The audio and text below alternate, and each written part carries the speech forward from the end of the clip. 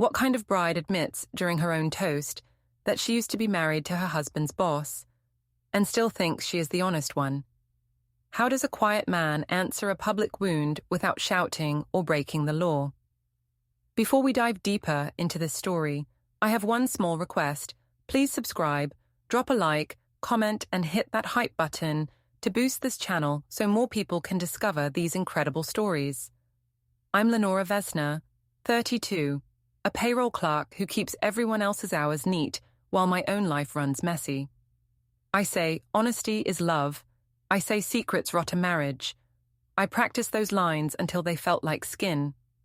Ryan Cole, my husband, is a project manager who measures twice and speaks once. He prefers calm. I prefer an audience. That difference is why the truth at our wedding felt like a gift to me and like a knife to him. Before the big day, he asked why I still took calls from Adrian, his regional director. I said adult friendship matters. He asked if there was more to know. I said I had lived a full life and wanted no lies between us. He asked for boundaries. I said boundaries were fear. He went quiet. Quiet always means guilt in my book, unless it is my quiet, which means strategy.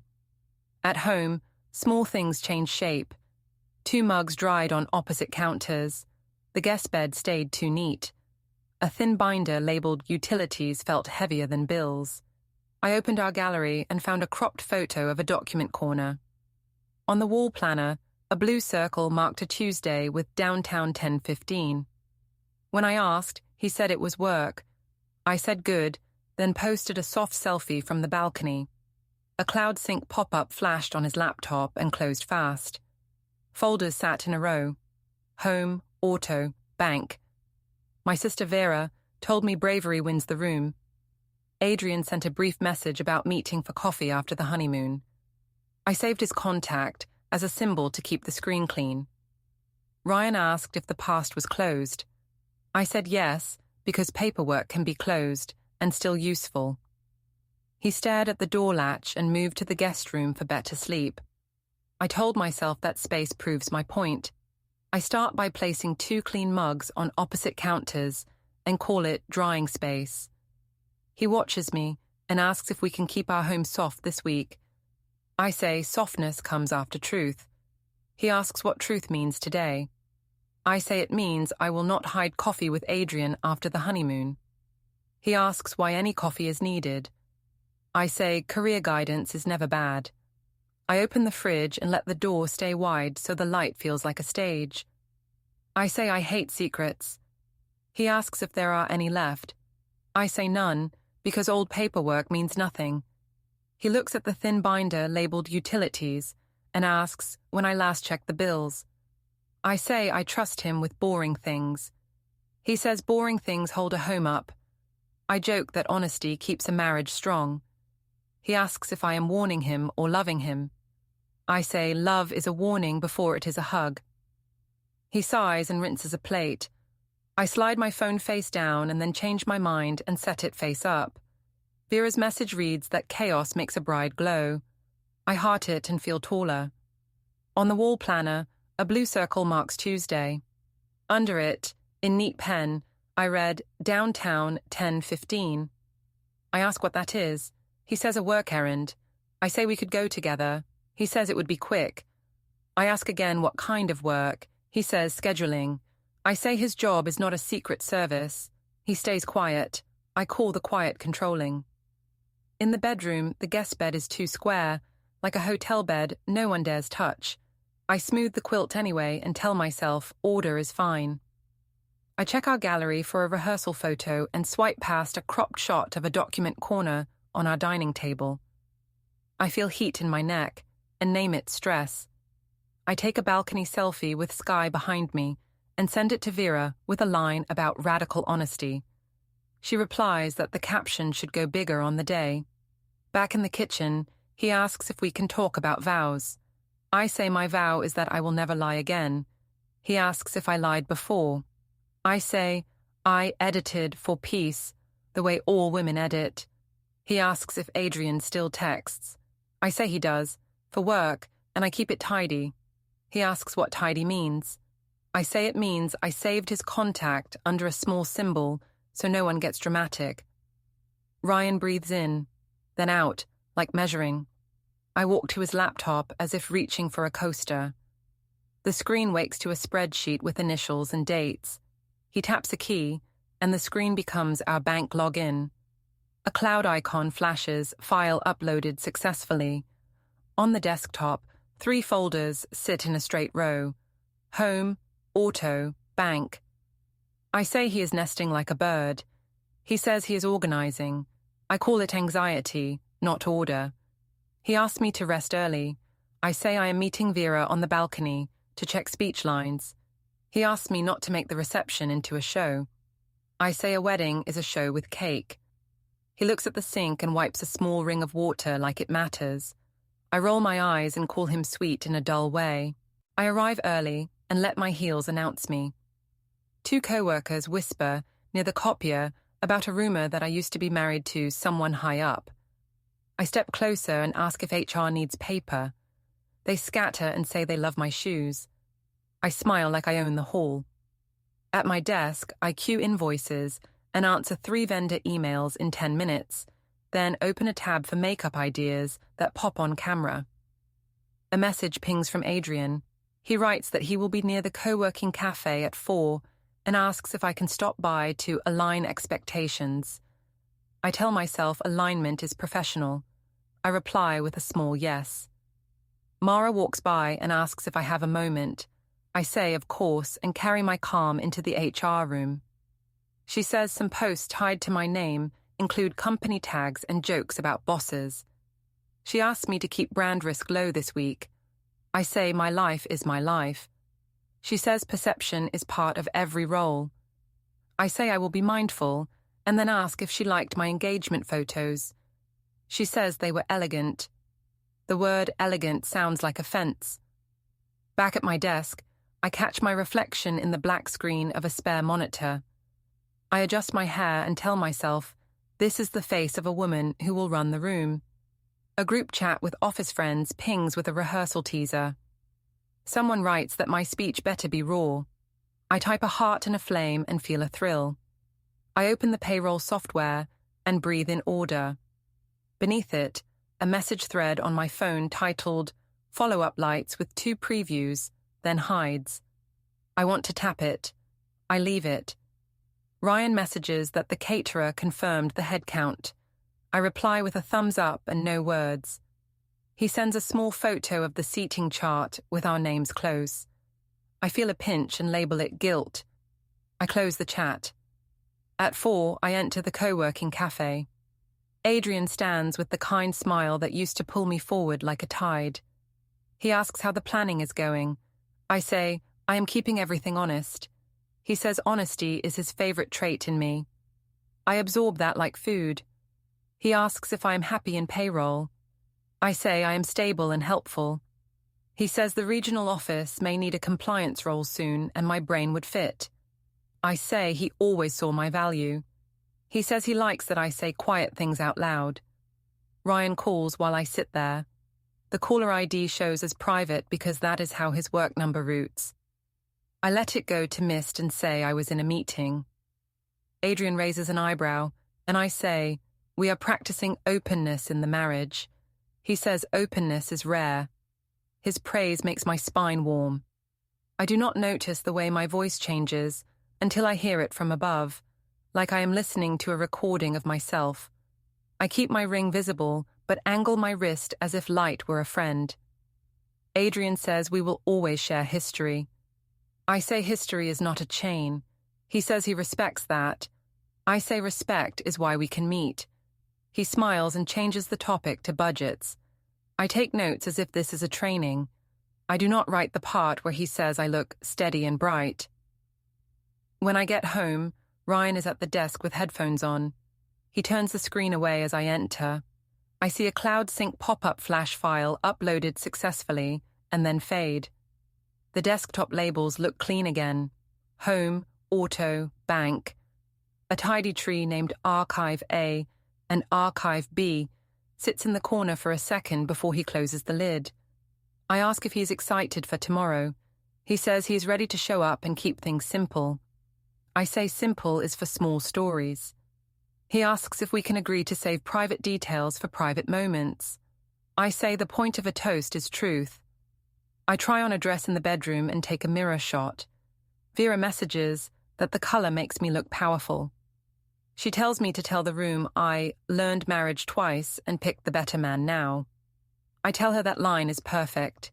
She adds a sparkle emoji and says, Adrian will gag. I say Adrian respects my boldness. She says that is why he always comes back. I pretend I did not read that last part. I entered the ballroom like the room had been built to hold my dress. Lights hit the centerpieces and sent thin coins of gold across the tables. Ryan greeted relatives, steady and polite. I saw the good son in him and told myself that a good son could learn to be a brave husband if I led. I checked my phone and found a short message from Adrian that said he admired courage. The single symbol I saved for him hovered over the text like a private grin. I felt taller. The DJ announced the first round of speeches. Theo kept his talk clean and kind, a safe choice. People clapped and looked at me with soft faces. I thought it was the perfect temperature for a reveal. Ryan touched my wrist and asked if we could keep the night simple. I said simplicity was a cage. He asked if I was happy. I said happiness comes after truth, not before. I took the mic when the room was loose with dessert. I said honesty would be our foundation. I said I had learned marriage before and chose better now. A wave ran through the guests, like someone had pulled a string across the tables. I felt it and called it understanding. I said my past husband was a mentor who taught me life skills, and I thanked him in my heart. The phones lifted like flowers turning to the sun. I made the line sharp. I said I had been married to Ryan's boss years ago, and that experience made me wise enough to choose Ryan. The laughter came first, because laughter comes before sense. I watched faces change as the meaning landed. Judith's fork stopped midair. Theo stared at the linen and took a breath that looked heavy. Ryan did not move. He only placed his napkin on the table, as if to say he had heard everything and would not break the glassware. I pushed. I said radical honesty kept us safe from secrets. I said hiding the past would be the real cheating. I said our marriage would be strong because nothing was hidden. In my head, I heard applause like rain on a roof. In the room, I heard clapping at half speed and the rustle of fabric as people shifted in their seats. Someone started a chant for another toast because noise saves people from discomfort. Vera moved toward me with her phone up, smiling like a coach. Ryan met my eyes and asked if we could talk later. I said later was the same as never for men who fear truth. Theo put a hand on Ryan's shoulder and asked if he was good. Ryan said he was fine. I told myself fine meant weak. I told myself weakness needed training. My body felt light, almost clever. On the smoking patio, cool air pressed my dress against my legs. Vera told me the live comments loved the twist. She said I should show the ring and say I was a graduate of life. I held out my hand and laughed like a person who never doubts. A buzz came from my phone. Adrian wrote that he was impressed by my bravery and that the region always benefited from honest people. I read it twice. I did not answer because I wanted the praise to hang. I slipped back into the corridor and caught Ryan near the elevator talking in a low voice with headphones on. He spoke clearly, not fast. I heard just enough to catch the shape of organization. He said something about files, then said Archive A, like a simple label he trusted. He listened and said he understood. He thanked the person and ended the call when he saw me. He said we could rest. I said resting was for people who could not handle noise. We stepped toward the bridal suite. Footsteps paused outside our door just as we reached it, like someone had stopped to listen. I felt watched and called it fandom. Ryan slid the chain softly after we entered and then removed it, then replaced it again, like he was testing quiet parts of a lock. He asked to sleep soon. I said we should go greet a few late arrivals and collect congratulations. He said he would pass. I took the elevator down alone and found a small circle near the hotel bar replaying my speech on a phone. They asked if I always lived this honest. I said every day. A woman asked if I feared for Ryan's job. I said adults keep work and home separate. Two men traded looks I decided to label envy. I ordered water and drank it like victory. Later, I followed the signs to the parking garage to calm my head. The air tasted like chalk. I opened my clutch and saw a flash drive. I did not remember packing, then realized it was not mine at all. It was the one Ryan had placed on the suite dresser before we changed, a single stick labeled with today's date in tiny, careful letters. I had picked it up by habit when I grabbed lipstick. I told myself it was a set of rehearsal photos he wanted printed. I also told myself it was nothing, because I wanted it to be nothing. By our car, I saw how he had parked facing the exit with clean lines, as if motion mattered. My phone buzzed with a text preview that said statement, and then cleared before I could tap it. I stood still and listened to the garage hum. It sounded like a mouth holding back words. I went back upstairs and smiled at strangers in the lift. In the suite hallway, the smell of printer toner leaked from the business center nearby, though I had not heard a printer. I told myself I was reading into nothing. I opened the door and found Ryan folding his jacket, quiet and neat. He asked if I needed water. I said I needed him to say he was proud of me. He said pride would not be the word tonight. I said he was turning a gift into a fight. He said he wanted sleep. We arrived at the family restaurant late because I needed the right dress for forgiveness. The long table was set with syrup bottles and 2 small vases. Judith rose to hug me with correct pressure. She asked if I needed coffee. I said I needed people to stop being dramatic. She said the day was sunny. I called that a non-answer and smiled like a host. I tried a small speech before the pancakes landed. I said last night I told the full truth because marriages die when shadows stay. I said Ryan knew my heart. I said we would model brave life. Theo looked at Ryan. Ryan said we would keep the day gentle. I felt the word gentle push my throat tight. Milo tugged my sleeve and asked if bosses were more important than husbands. I said, bosses are part of work stories and husbands are part of home stories. He asked if I would work for Adrian now. I said adults can talk without working together. He asked if the toast means I love 2 people. I laughed and said the toast meant I chose Ryan. Judith set down her fork and asked if we could keep the details light for Milo. I said children understand more than adults think. Judith said children carry more than adults see. The manager walked by and said congratulations, eyes flicking to the phones on the table. Vera posted a photo of me mid-sentence and wrote that I was born for a mic. She tagged the restaurant and used 3 words about honesty that felt like knives in paper sleeves.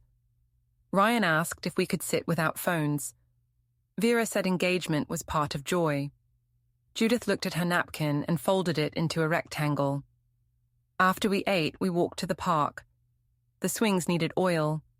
Milo asked if the wedding was still real if I had been married before. I said, weddings are always real. He asked if secrets come back when people clap. I said, clapping ends secrets. Ryan pushed the swing with a steady hand and told Milo that adults sometimes say too much in crowds. I said, crowds can hold love. He said love does not need a crowd. On a bench, I checked my phone and found messages from women I barely knew. Some said I was brave. Some asked if Ryan had yelled. I said he did not yell because he is decent. I told myself that proved I was right. I looked up and saw a neighbor from our building watching us with a small frown. She asked from the path if we were okay. I said we were stronger than ever. She said strength shows up as quiet most days. She walked on. We stopped at the supermarket for milk and fruit. In the fluorescent light, I reached for the good brand because I needed something premium in my hand.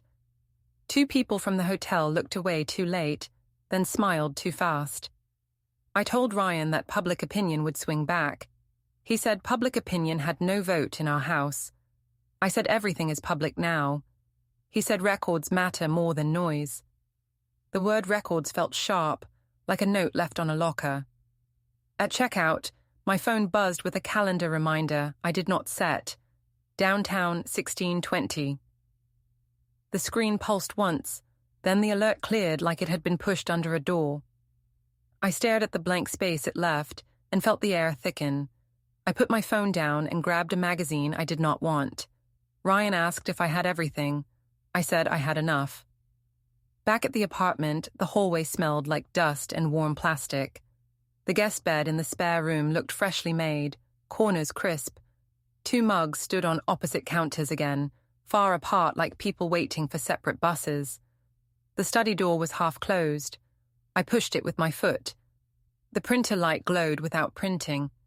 The desk drawer clicked as I entered, like it had been locked a moment too late. Ryan stood behind me with his headphones around his neck. He asked if I needed the receipt for the groceries. I said I needed to know if he was planning something. He said he was organizing his life. I asked if I should be scared. He said fear was not helpful. I opened the thin binder labeled Utilities and felt its weight again. Under the taxes folder, the USB was still taped, pressed smooth. A sticky note lay inside the cover with small neat letters that said, "Bring forms." I said out loud that he was being theatrical. He said forms help memory. I said memory is for people who cannot feel. He said feelings change, records stay. Vera texted a new draft caption for me to post, a split image of last night's mic and today's sunlight. She wrote that we should ride the wave. I typed that waves drown people. She sent 3 laughing faces. She said I was built for water. I stared at the screen until the letters swam. Theo sent Ryan a short message that he could help with any logistics. Ryan replied, "Thank you," and put the phone face down. Judith texted me a single line about love being patient and kind. It read like a warning without the word warning. I put my phone on the table and flipped the mail stack. The newest envelopes were at the bottom, like someone had reordered them. I said someone liked patterns more than people. No one answered me. I needed a win, so I said we should post a family photo to reset the story. I arranged the couch pillows and stood by the window to catch soft light. I asked Ryan to sit and smile. He said he was not in a photo mood. I said he was hurting me on purpose. He said he would not act for strangers. I said strangers pay our bills when they become clients. He said clients pay for work, not for our faces. Milo was not with us now, but I still felt like a child had asked a hard question in the room. The apartment went quiet except for the hum of the fridge. I heard a faint beep from the hallway, that tiny sound phones make when a recording app starts or stops. I asked if he was recording me. He said his phone had a lot of settings. I said settings were excuses. He said organization kept tempers calm. I wanted to throw a mug, and instead moved it 2 inches and called it design. In the late afternoon, sunlight turned the balcony railing a dull gold. I stepped out and took a soft photo of the skyline and wrote a caption about growth.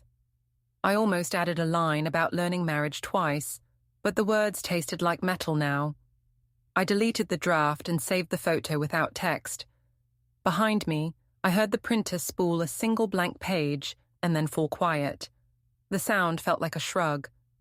I went to the door and checked the latch by habit. A new, unfamiliar key sat on the ring Ryan had left by the bowl. It was small and plain. I touched it with one finger and told myself it was for a storage lock. I told myself storage is marriage housekeeping. I told myself many things that tried to build a bridge over a gap. I stood in the pharmacy queue with a basket I did not need, holding mascara and throat lozenges like props. The air smelled like paper and mint. A woman from our building stood 2 places ahead and kept checking her phone, then glancing at me. She asked if we were doing okay. I said we were stronger than ever. She said hard seasons pass if people keep things gentle. I said gentleness is not the same as honesty. She looked at Ryan and gave a small nod that skipped me. Milo needed stickers, so Ryan crouched with him by the rack and let him choose dinosaurs. He explained prices and smiled softly. I watched the scene and told myself I had made this family by my bold choices, which meant I should be allowed one dramatic speech to keep it interesting. My phone buzzed with a new group message from Vera about owning the narrative. She sent a caption draft that made me sound noble. I wrote that I would handle it. At the register, I saw Ryan's lock screen flash for a second. A calendar alarm slid across with the label paper drop 09:55. He swiped it away calmly, as if he were dismissing a small reminder to water a plant. I asked what it meant. He said he had things to file at work. I said work should wait until we settled our image. He thanked the cashier, took the bag, and knelt to tie Milo's lace. I felt invisible next to his steadiness, so I raised my voice to the level of firm cheer that works at parties. The cashier gave me a smile like a sticker meant for children. We walked home past the bakery windows. I tried to hold Ryan's arm for a photo. He eased to the side and said we could take pictures later. I said a good story needs fresh proof. He said a life is not a story. I said people need to see us together. He said people can see us at the park if they look. I felt the ground tilt and called it stubbornness. Upstairs, I set the basket on the counter and moved the mugs close for a shot. He rinsed his hands, set his mug by the stove, and moved mine back to the sink. He said separate mugs avoid mix-ups. I said separate mugs show separate hearts. He said he preferred not to perform. I said I was not performing. I was communicating. He said I could communicate without a camera. I said cameras keep people honest. He said records keep people honest. In the living room, I arranged pillows and asked Milo to hold his dinosaur sticker sheet. He held it up with pride. I asked Ryan to sit at his shoulder so I could stand behind, a triangle of calm. He said he would sit after he emailed something. He walked to the study, sat at the laptop, and typed in a calm rhythm. A cloud icon in the corner popped, bright and clean. File uploaded successfully. On the desktop, folders sat in a tidy row. Home, auto, bank. A clean tree labeled Archive A and Archive B moved from the corner to a drive window and then closed. He locked the desk drawer with a soft click as I stepped in. The click was not loud, but it felt like a door becoming a wall. I said we needed to post today. He said post would not fix last night. I said last night was truth, not a mistake. He said last night was humiliation, not help. I said he was rewriting our story to make me the villain. He said I was rewriting pain into theatre. I told him theatre helps people digest pain. He said he did not need an audience to process his life. I followed him into the hallway where the light was soft and the carpet kept secrets. I said his quiet was cruel. He said his quiet was necessary. I said he must enjoy watching me squirm. He said he wanted peace. I stepped closer and said he would lose me if he didn't reach for me. He said reaching had rules, and I had stepped on every rule. I said rules are cages. He said rules are guardrails. Milo called from the living room that the dinosaur needed a name. Ryan answered with a sweet suggestion and returned to the couch to help him place a sticker. I stood by the doorway like a guest. Judith texted that she could take Milo this week if we needed space. The message felt like a hand moving a chess piece. I replied that we were fine. She responded with a heart that did not look like love. Theo sent Ryan a short note that he was available for any logistics. Ryan typed a thank you. I went to the study again. The thin binder labeled utilities lay near the printer. It felt heavy for bills. I lifted the cover and saw a sticky note inside that said, "Bring forms in small, exact letters." Under the taxes tab, a single USB was taped, flat and sure. The printer hummed a little and spat a blank page into the tray, then stopped. The smell of toner thickened the air. I said out loud that the theatre was his, not mine. He stood in the doorway and asked if I needed the desk. I said I needed my husband back from his files. He said I could have him back when respect returned. Vera sent me a real idea, split screen of my wedding speech, and a soft apology to camera with piano under it. She wrote that we could trend on both sides. I stared at the words and saw a future where I chased applause like a dog chasing a red dot. I told myself applause meant forgiveness. I told myself the knot in my chest meant growth. I told Ryan we should take a quick photo in the stairwell with nice natural light, then go for coffee. He said stairwells were for passing through, not for performance. I said he was shaming me by being above images. He said he did not feel above anything. He felt done with shows. I said he could not act like this forever. He said he would handle this properly.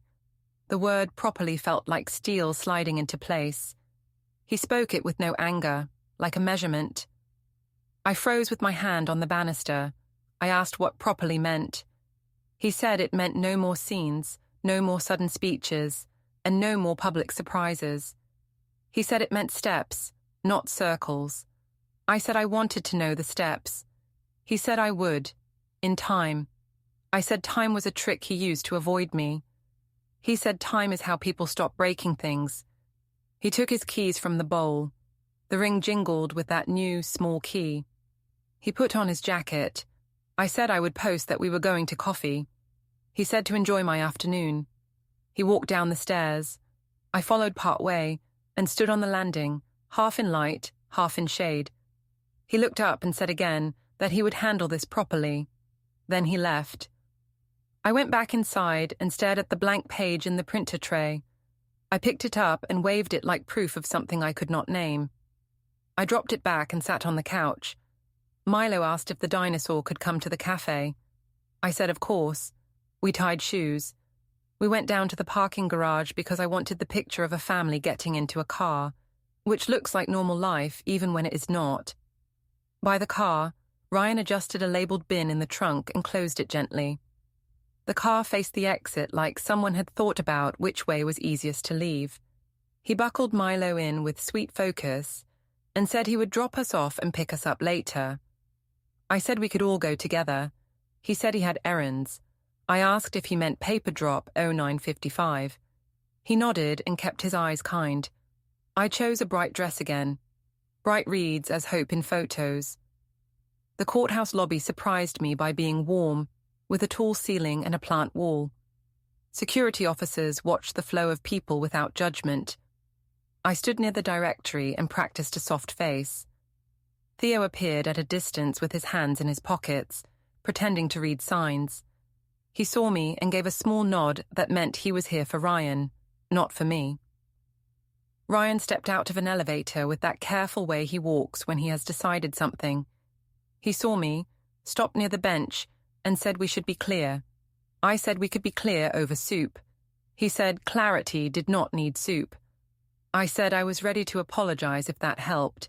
He said patterns mattered more than words. Theo shifted his weight and looked at the floor.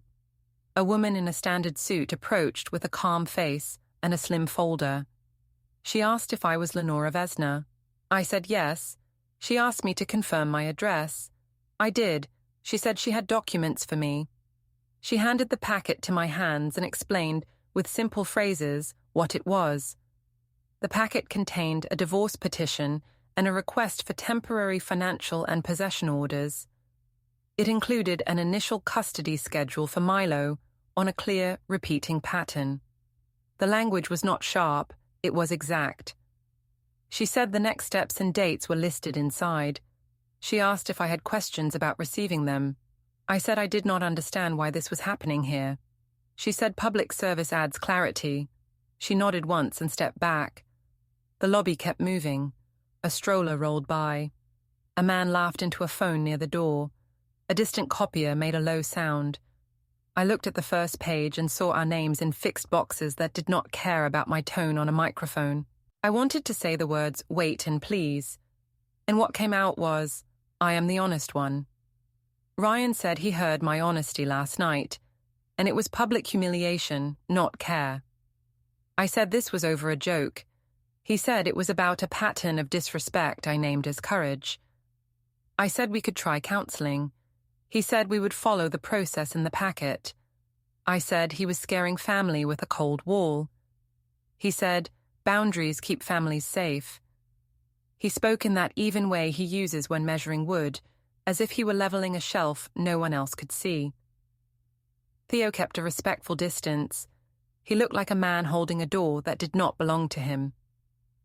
My phone buzzed with a text from Judith that Milo was with her and happy, and that they were building a paper city. The words were soft and hard at once. Vera sent nothing. The group chat that once cheered me stayed quiet, like a theatre after lights go up.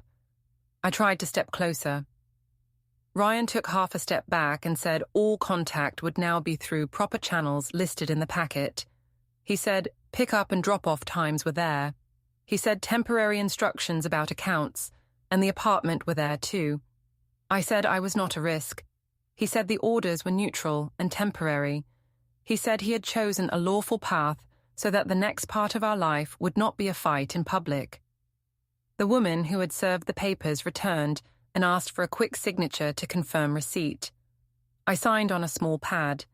The line of my name looked stiff and straight. She thanked me and moved away. I held the packet as if it were a gift bag after a party, and then felt foolish for the thought. I said he could have told me at home. He said home had become a stage. I said stages make people brave. He said stages made me cruel. I said I still loved him. He said love without respect had already broken us. I said I could change. He said change is an action, not a caption. A security officer glanced over and then looked at the floor again, giving us privacy in public.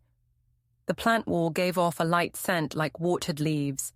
A child somewhere laughed. For a second I saw our kitchen with 2 mugs on opposite ends of the counter, the thin binder labelled utilities, the sticky note that said bring forms, the USB under taxes, the Clean Tree Archive A and Archive B. They had been signs, not decorations. I had called them theatre because the truth scared me. I said we had history. He said we also had a future for Milo that required order. I said order felt cold. He said cold words sometimes protect warm lives. He thanked Theo for coming. Theo said he was around if needed and drifted back toward the directory, like a man who does not insert himself into a family's last quiet. I asked what I should do now. He said to read the packet, follow the dates, and use the contact method listed. He said he wished for calm. He did not promise peace. He did not promise anything beyond the next step. He turned toward the elevator. I took 2 steps after him. I said this was not how I wanted our story to go. He said stories follow choices. He pressed the button. We stood near each other without touching. The elevator arrived. The bell sounded like a small, formal note. He stepped in with 3 other people and turned once to face the doors. His hands were at his sides, relaxed. His eyes were clear, not cruel. He did not look like a man I could bend with a speech. He looked like a man who had measured twice and cut once. Don't forget to hit like, subscribe, and turn on the bell so you don't miss the next story. Write in the comments from which city you are watching.